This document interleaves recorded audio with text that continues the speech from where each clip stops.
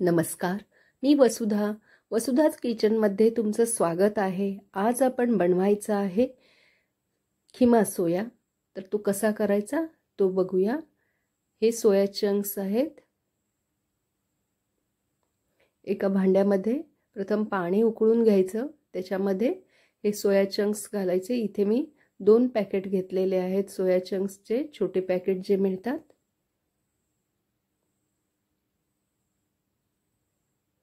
आणि ते घातल्यानंतर पुन्हा पाण्याला उकळी आली पाहिजे, ते चांगले शिजवून घ्यायचे।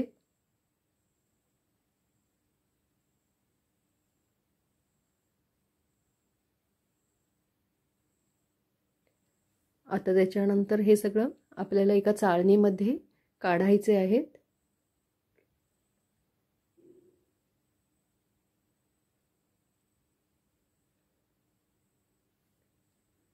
आधीचे होते ते पाणी काढून टाकायचे आणि पुन्हा 2 वेळा स्वच्छ पाण्याने ते धुवून घ्यायचे आहे, कारण ह्याला एक उग्र असा वेगळा वास असतो।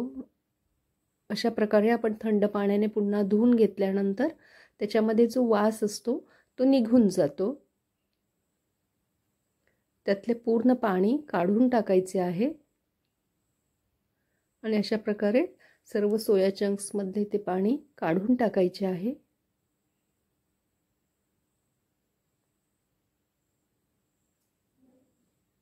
आता मिक्सरच्या भांड्यामध्ये थोडे थोडे हे सोया चंक्स घालून आपल्याला बारीक करून घ्यायचे आहेत।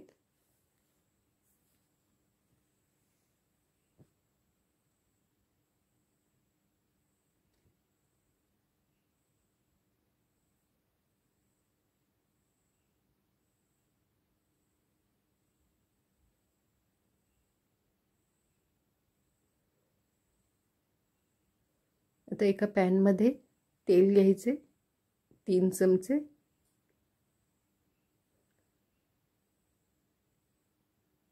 त्यामध्ये 3 चमचे तूप घालायचे।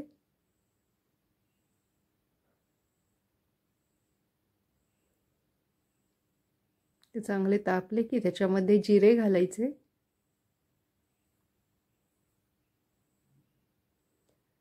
जिरे चांगले फुलले की त्याच्यामध्ये 2 बारीक कांदे अगदी बारीक चिरून घालायचे।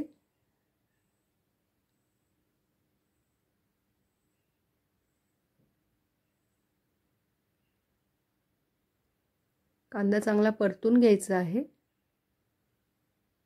त्याच्यामध्ये 2 तमालपत्र, 1 दालचिनीचा तुकडा ते घालायचं आहे।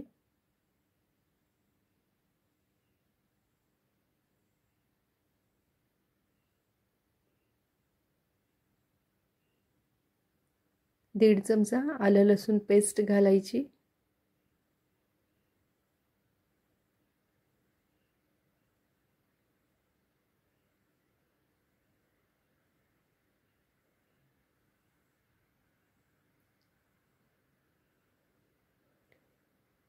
हे सगळं व्यवस्थित परतल्यानंतर 1 टोमॅटो बारीक चिरून घालायचा।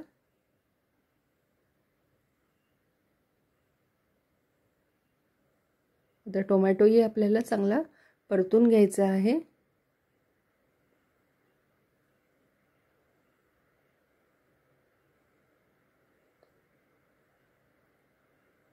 टोमॅटो चांगला परतल्यानंतर त्याच्यामध्ये पाव चमचा हळद घालायची, 2 चमचे गरम मसाला घालायचा, अर्धा चमचा जिरेपूड घालायची, 3 चमचे मसाला घालायचा।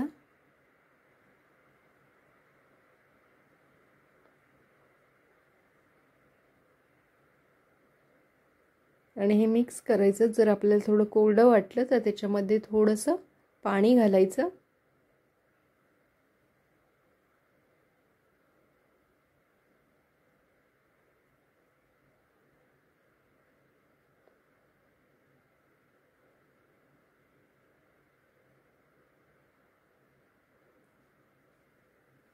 आपण सोया जास्त वापरत नाही, पण कधीतरी ही अशी रेसिपी करून आपण सोयाची खायला काहीच हरकत नाही।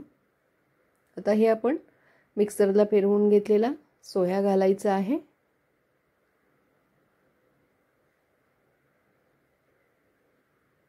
आणि पुन्हा हे सगळं एकजीव करायचं आहे आपल्याला.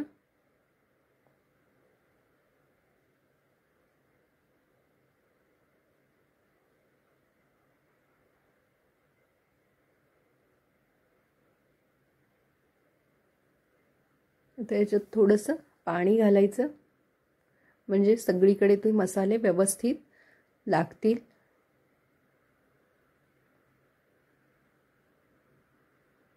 झाकण ठेवून त्याला एक वाफ देऊन आणायची.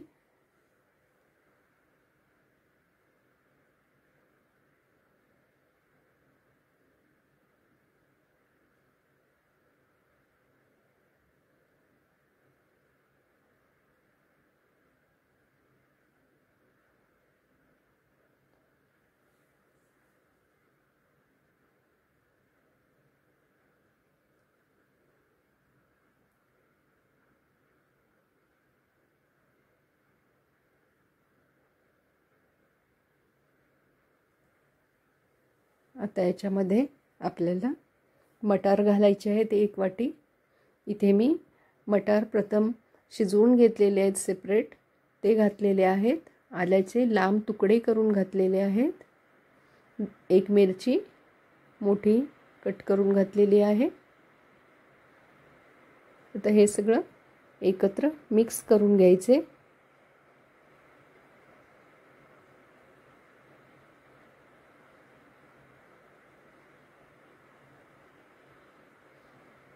दीड चमचा मीठ घालायचं.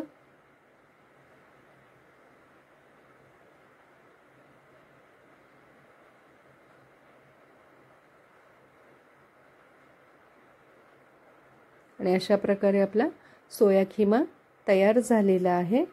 आणि याच्याबरोबर खाण्यासाठी आता आपण लादी पाव भाजून घेऊया. थोडंसं बटर घालायचं पॅनवरती आणि हे पाव भाजून घ्यायचे आहेत बटर लावून.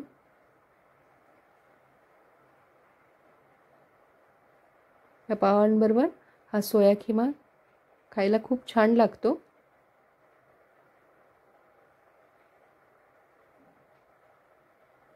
आणि अशा तऱ्हेने आता आपली सोया खिमा तयार झालेली आहे.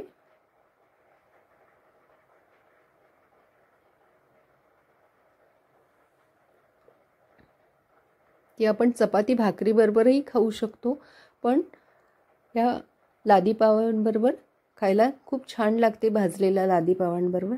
तर ही रेसिपी तुम्हाला आवडली असेल तर व्हिडिओला लाईक आणि शेअर करा. वसुधाच किचनला सबस्क्राईब करा. पुन्हा एकदा भेटूया नवीन अशा स्वादिष्ट रेसिपीसह. धन्यवाद.